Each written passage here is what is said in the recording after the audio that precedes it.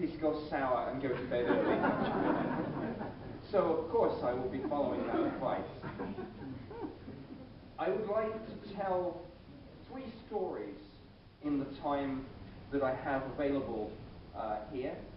The first is the one that I think is on the program, and that is the declassification and release of the British government's UFO files. But I want to also touch on 2 other matters that you may have heard about. The termination at the end of last year of my old job, essentially, and also at the beginning of this year, a conference at the Royal Society which discussed the possibilities of extraterrestrial life. And it's interesting that people like Stephen Hawking have recently commented on this. So I want to address that as well. A little bit of background first. I worked for the Ministry of Defence for 21 years. I left in 2006. My time on the UFO project was 1991 through to 1994. So of course, now that I have completely left the department, I should make it clear that I am here in a private capacity, not an official one. That said, of course, I am representing the material that the government itself has released. So everything that I speak about, you can find, for those that speak English or read English, on the Ministry of Defence website and the National Archives website. Again, some general background information about the Ministry of Defence UFO project. This started in the 1950s, and the Ministry of Defence takes no position on the nature of the UFO phenomenon.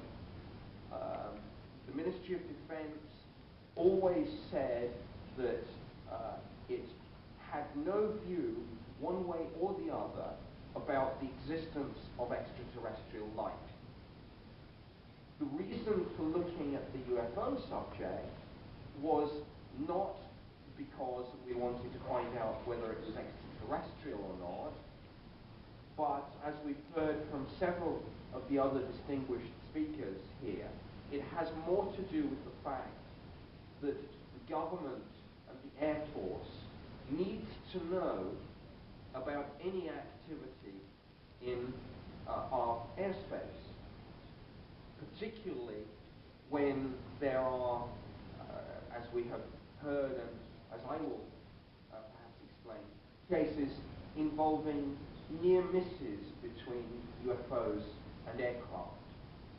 Whatever one believes about UFOs, these cases illustrate that this is a serious question that raises important defense, national security, and air safety issues.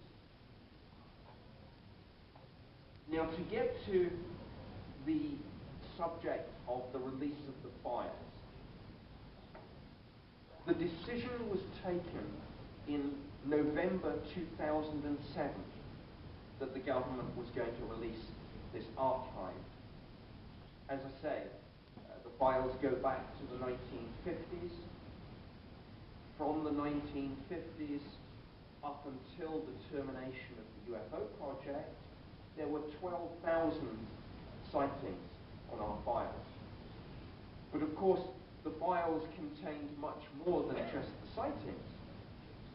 There were files on policy, investigations, correspondence with the public, the handling of this subject in the media, the handling of this subject when it is raised in Parliament, and also one or two files touching on other subjects that some people believe are connected to the UFO phenomenon. such as alien abduction reports or crop circles. Even though, technically speaking, these were outside our terms of reference, we found that it was impossible to have a UFO project without it becoming the place where anything strange was reported if that happened in government. Which is why when we called ourselves the real X-Files, it was not a complete misrepresentation. We even got people who said that they could use their abilities that they claimed they had as psychics to help the government find objects and people that might be of interest to us. The Americans, of course, had a similar program to this. In fact, several different programs, most famously called Stargate. We even got people who claimed to have seen ghosts at military bases and at government buildings. But I digress. So, the decision was made to release all this material. There were several reasons for this decision. The main one was that when Britain's Freedom of Information Act came fully into force, we found that requests relating to UFOs were consistently at the top of the league tables that we produced about what inquiries we were receiving. In other words, more Freedom of Information Act requests on UFOs than any other subject.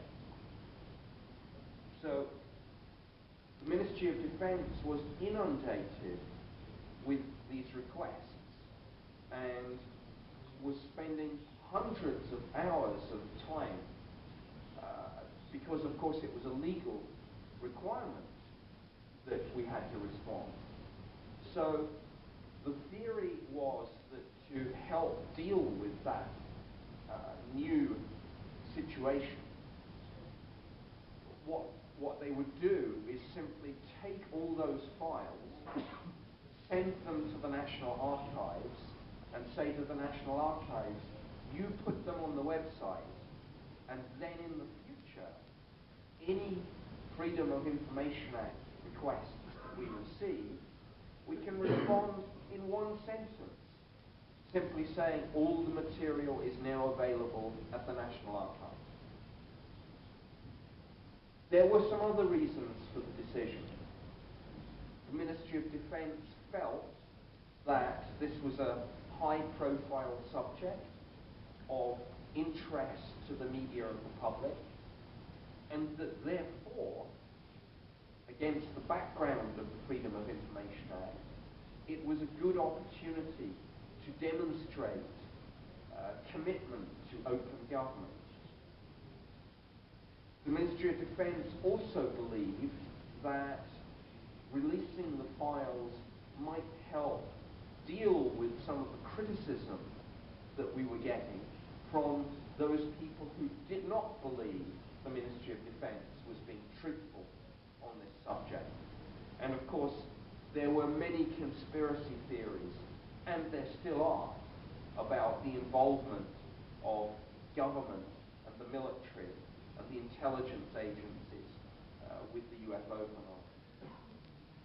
So our hope was that actually releasing this material would show people what we had, and also that it might encourage mainstream science to take more of an interest in this subject. And I'll speak a little bit about that later. Now, by the way, the release of this material was